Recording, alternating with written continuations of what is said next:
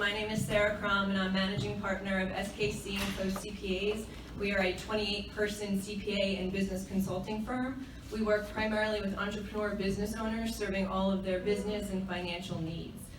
So the theme of today's conversation is really about running your business and optimizing your profit in uncertain times. And really, from our perspective, the best way to do that is to have a long-term investment mindset in your organization, as opposed to having your decisions and your strategy guided by short-term profit and results. And so I'm going to give you 4 key takeaways, 4 tips and tricks today about how you can really invest in your organization from a long-term perspective and thereby have long-term profitability, as opposed to a 1 or 2 year success results and ups and downs and peaks and valleys. So number 1 is going to be culture, and this was touched upon a little bit in the previous panel when they talked about people. And so your people in your organization are the biggest asset that you have. They are the number 1 most important, and in an economic downturn or any sort of uncertainty that your business can face, your people and your team are going to be the ones that help your organization survive and thrive, not the numbers. So it's important to constantly have a culture that supports your team. And what does that look like? Well, as a business owner, it's your responsibility to really talk to your team and listen to them and understand their concerns. They're on the front lines, and so they see what can be changed and what can be improved, and it's our job as the business owners to listen and make some of those improvements. To have a transparent culture where professional development is encouraged and you want to have a long-term career with your team members. These are the things that will breed loyalty and commitment by your team members to your organization that will help get you through the difficult times. So if you evaluate your culture and you don't have a transparent, open, and honest culture to support your team, you should really start making some of those changes today. Number 2 is to organize your financial dream team. And so who are those members of your financial dream team? Well, basically it's your accountant, it's your financial advisor, it's your attorney.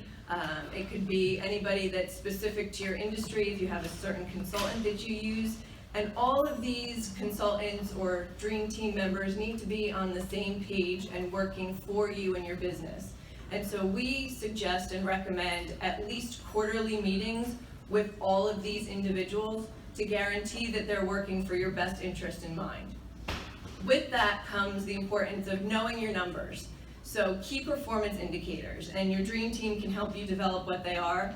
It's very important to proactively have these numbers, understand what they mean for your business, and to monitor monthly trends of these numbers, because then you get a chance to see the optics of a potential downturn affecting you sooner rather than later, and you can make some shifts and pivots.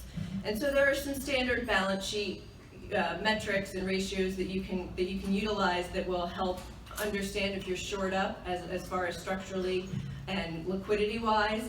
But it's most important to have specific benchmarks that are important for your industry and your company, and again, your financial dream team can help you put those together. Number 3 is to really develop and focus on your ideal client.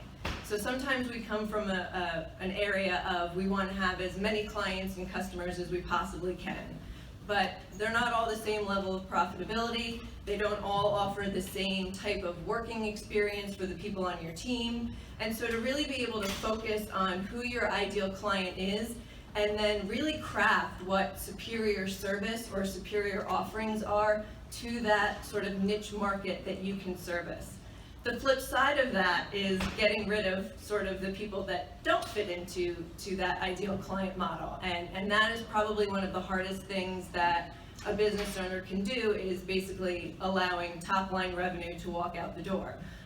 That's important because not all customers, like I said, offer the same profitability. So it's a quality versus a quantity issue, and there's some really great even templates on the internet that you can download for free on how you can rank your customers and who can be the most important, what can be the most important factors in doing those rankings. So really focusing on who your ideal client is and developing all of the services that they need so that making a transition away from your organization for them is nearly impossible. And then finally, one of the most important ones is to innovate constantly. And so whether you're choosing to innovate internally with your processes and your procedures, or in the external offerings that you have for your customers or your clients, this needs to be part of your everyday culture. And so what that looks like is lean processes internally, and an open environment that allows your team members to really come to the forefront with ideas and see those ideas implemented and tried.